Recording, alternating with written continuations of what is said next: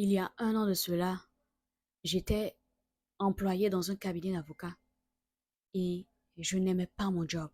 Je n'aimais pas mon travail. Je sentais dans mon cœur que je devais lancer un business, que je devais entreprendre, que cette vie-là, c'était pas ma vie. Et j'avais peur. Je me posais énormément de questions. Si jamais tu laisses ce travail, est-ce que le business que tu vas lancer, il va marcher?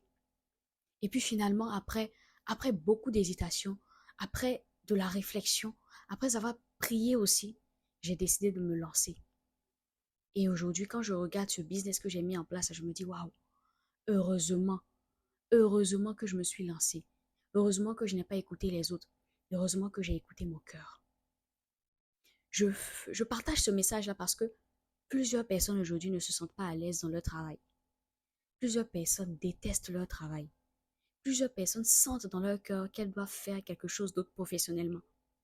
Mais la peur d'échouer, la peur du regard des autres, nous maintient dans une position où on est inconfortable, où on ne se sent pas bien. Aujourd'hui, prends une décision ferme. On est en 2024, on est dans une nouvelle année. Si tu ne te sens pas bien dans ton travail, si tu sais qu'il y a quelque chose d'autre qui t'attend et que tu sens dans ton cœur que tu es appelé à faire quelque chose d'autre, lance-toi. Parce que la vie, elle est tellement courte.